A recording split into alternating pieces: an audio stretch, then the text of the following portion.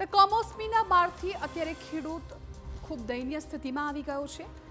સૌ કોઈ ખેડૂતોની એક જ માંગ છે કે સરકાર સત્વરે મદદ કરે। ત્યારે સરકારી ટેકાથી ખેડૂતોને કેટલી રાહત મળશે એની જાણકારી મેળવીએ તો ટેકાના ભાવે ખરીદી થશે।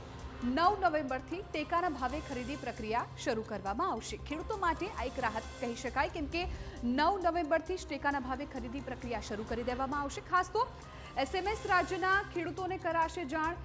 મેસેજ કરીને એસએમએસ કરીને ખેડૂતોના રાજ્યનું જાણ કરવામાં આવશે અને 9 તારીખથી 9 નવેમ્બરથી આ ટેકાના ભાવની ખરીદી છે એ પણ શરૂ થઈ જશે। ખેડૂતોએ વેચાણ કેન્દ્ર પર જવાનું રહેશે।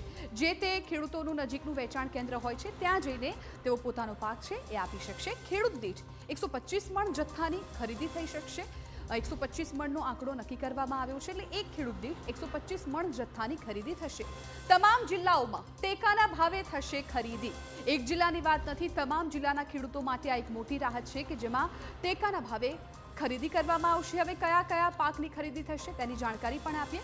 મગફળી, મગ, અડદ અને સોયાબીન જેવા પાકની ખરીદી કરવામાં આવશે। એટલે જે પણ ખેડૂતોએ આ પાકની ઉપજ કરી છે પરંતુ અત્યારે કમોસમીને કારણે મોટાભાગનો પાક બગડ્યો છે પરંતુ જેટલો પણ પાક બચ્યો છે એ પાકની ખરીદી કરવામાં આવશે। મગફળીના ટેકાના ભાવમાં 480 રૂપિયા પ્રતિ ક્વિન્ટલનો વધારો કરવામાં આવ્યો છે।